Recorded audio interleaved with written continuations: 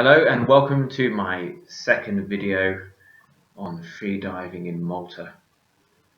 Today was my first day of real training.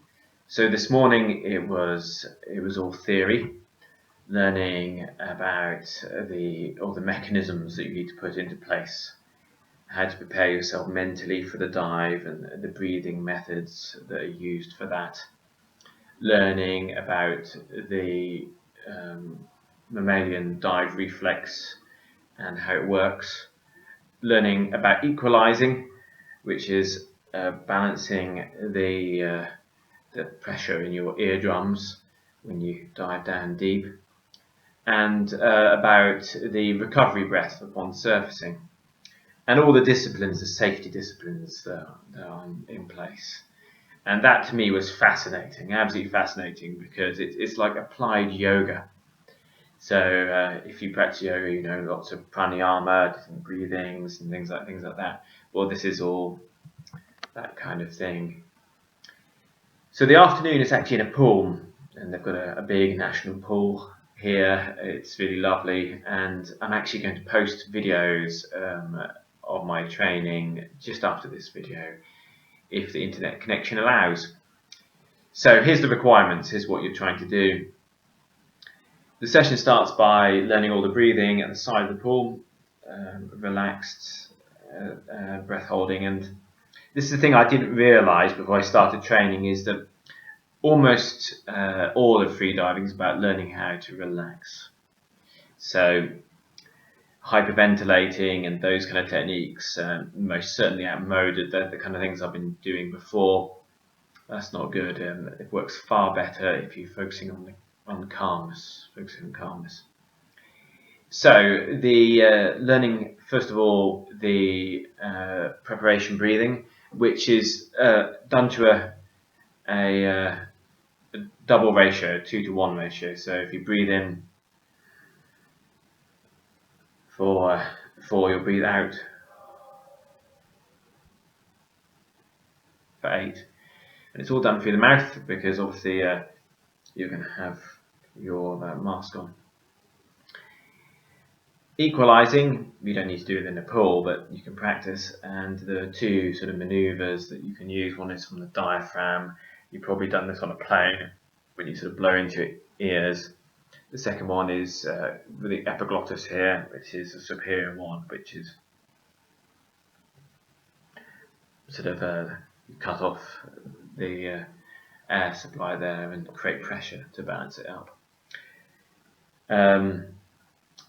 These 2 sort of are key for when you're going to be diving deeper. And yes, the requirements are that you swim, I think it's 40 meters, which looks very intimidating when you first see it, but those fins you get, fins that freedivers use, they're wonderful, they're amazing. They don't use them because they're inefficient.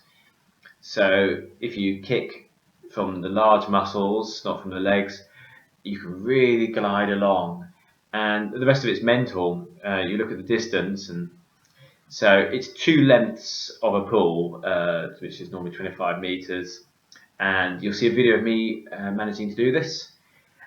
You'll see that I'm still a bit tense, and that's something I'm working on, is being calm underwater, being calm with the whole process, and not tearing backwards and forwards at high speed.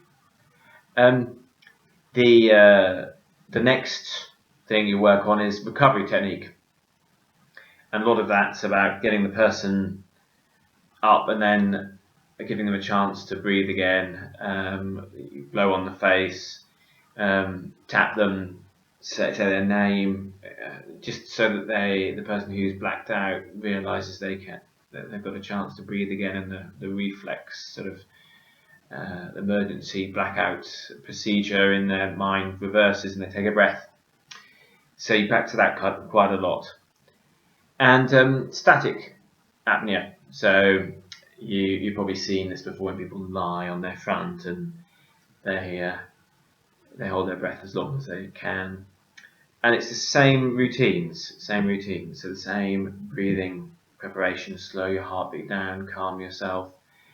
the same breath hold routines, same visualizations, and the same recovery.